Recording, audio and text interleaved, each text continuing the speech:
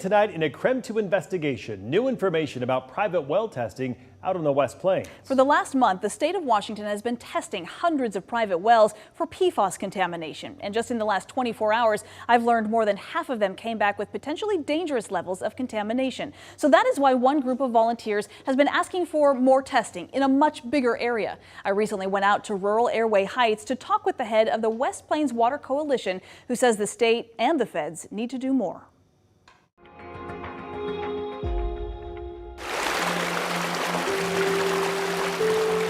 It's beautiful, it's natural. John Hancock has lived out on the West Plains for 16 years. There's wildlife. He says it's everything he and his wife and kids have always dreamed of. There's good neighbors. There's, stars and sunshine. But now you have some contaminated water. We do. It was 2017 when Fairchild Air Force Base announced the discovery of PFAS in the groundwater. Forever chemicals in the public and private drinking water for thousands of people in Airway Heights, Medical Lake, and beyond. The Air Force is going to be in this. At the time, I questioned then Base Commander Colonel Ryan Samuelson about how Fairchild would help people whose drinking water was no longer safe. We're going to stick with these residents until we determine exactly what contamination, if any, from our activities occurred. For people who live here and have lived here for many years, who are saying, we've been drinking this water now for decades.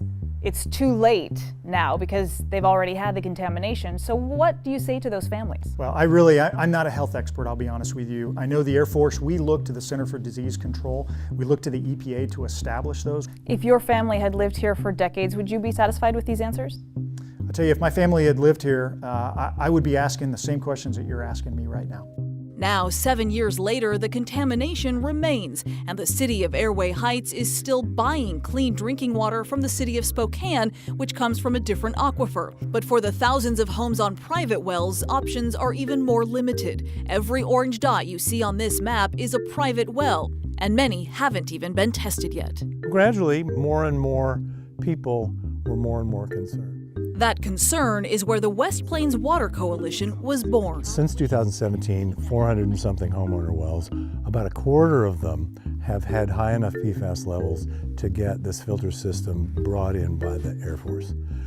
And those are the people west of Hayford Road. But east of Hayford Road, there was no admission of PFAS by anybody. But the problem doesn't just end there. Just a few months ago, the Spokane International Airport also announced that it too has contaminated groundwater with PFAS. So it's the same problem as Fairchild, but now in a whole new location, affecting even more property owners on even more private wells. And the aquifer doesn't just sit under those two areas. About 300 feet below the surface is the aquifer. It's called the Grand Ronde Basalt, and it is constantly flowing. It's a formation millions of years old, and it makes up 65,000 square miles of water under the ground. So the question is, what about all the people who live here in the West Plains, but outside of those official contamination zones? It's a very unique hydrogeology out there. Nick Acklam is a section manager with the Toxics Cleanup Program at the Washington Department of Ecology. Just last month, the department started free well testing for more than 300 people in the priority testing zone. More than half came back with readings higher than what the EPA considers safe. Another 14% came back elevated, but still below the EPA standard. Only 30% came back as clean. Those with contamination will now start getting Culligan bottled water paid for by the state. And all of the data will then be sent to Eastern Washington University, where a geology team is mapping contamination hotspots and projecting underground water flow. Immediate goal is to get people drinking safe water. What about people who are not in Fairchild and not in this other contamination zone? Unfortunately, we have to wait a little bit longer. What we're going to be doing is we're going to be getting that data. We're going to be creating heat maps, identifying where we're finding contamination. We'll be able to plug those results into the model that Eastern Washington is using, and we'll be able to determine, is there more areas of potential impact that we need to be looking at. It has been a frustratingly slow process, which is why Hancock and his coalition of more than 40 volunteers is now pushing to get well testing paid for and available to anyone in the West Plains who worries their water could be contaminated. It's an effort that's now got the attention of the feds as well at the Environmental Protection Agency. So EPA is saying it's not fair to the community that those people in the Fairchild Zone get help and these people over here don't. The Coalition and Ecology are also asking the Washington Department of Health for grant money to at least get basic filtration systems in the kitchens of homeowners who haven't been tested yet or don't yet qualify. You could look at the road and say, well, the wells on this side are clean and the wells on that side are not. But that's a totally artificial just boundary. But as Hancock knows, the waiting for solutions isn't over yet. Do you feel sometimes that you have just kind of opened Pandora's box and the more you look, the more you find? Yes. And it's hard to keep up with. In the ground, it just sticks around. It's rinsed, but it doesn't really go away. Even the word away, what does that mean? He also questions when the cleanup process could begin at Fairchild or the Spokane Airport. As of today, it hasn't started yet. So it is estimated there are more than 1,400 private wells on the West Plains that could be contaminated. Hancock not only wants the state to test them all, but he wants a comprehensive state map to show exactly where the PFAS contamination ends. And as for Hancock's own well, he says it was tested clean by Fairchild, but he says he and his wife still filter it just in case. And if you would like more information on any of these stories, including the one we started covering this back in 2017, just go to our website, KREM.com. More than 7 years ago, the city of Airway Heights and Fairchild Air Force Base learned their water was contaminated with PFAS. And we now know Spokane's International Airport also knew way back then it had the same issue, but never told anyone. The result, hundreds unknowingly continued to drink contaminated water. Thank you for joining us for KREM 2 News at 6. I'm Mark Hanrahan. Whitney is off tonight. Tonight, KREM 2 investigates why didn't it alert the public and why did it take citizen sleuths digging up documents to reveal the truth. KREM 2's Shannon Moudy spoke with one neighbor who helped bring it all to light. In his West Spokane pastures, Craig Volasing's personal paradise. I think these horses may be just too curious. They're really friendly and Is contained. always wanted to be with horses, and so this was the place for me. A peaceful haven until 2017. When per and polyfluoroalkyl substances, PFAS, were detected in Airway Heights water and private wells, traced back to firefighting foam used at Fairchild Air Force Base. The same foam, Volasing knew, used at Spokane International Airport, just miles southwest of his home. 2018, we had our well tested here, and it was negative. But I told my wife, it's coming, and it did.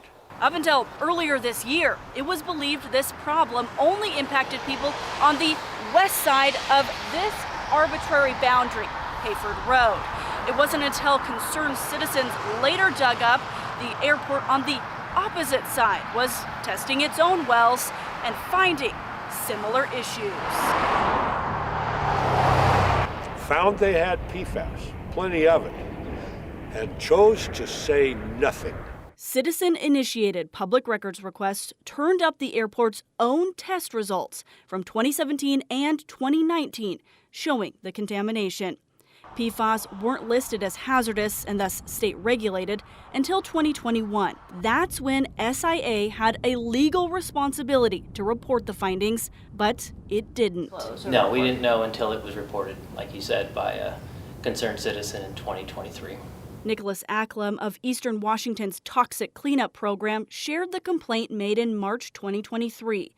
The Department of Ecology has since tested 411 wells east of Hayford Road. And about 65% of those had concentrations above our action levels. Wow, that's a lot. That's a lot. It's a significant number. And we're working as fast as we can. And we are 7 years behind. This could have started back in 2017 and 18, but didn't. And the question remains, just why? An August site assessment identified around a dozen points where firefighting foam was used or stored. Working under an ecology enforcement order, SIA must sample the dirt and groundwater at each site before any cleanup can begin. Average is about 12 years. But that's average. This is a pretty complex site, so it certainly could take longer. Ecology is still trying to determine the true scope and scale of the airport contamination and where the chemicals have traveled. So that's really the first step. It's really hard to design a feasibility study until you know the full nature and extent of where your contamination is. Volasing's well tested PFAS positive early this year. Typical pump house. What used to be a source of pride, fresh drinking water has been replaced with bottled jugs. That's provided to us happily by the Department of Ecology and EPA as a stopgap.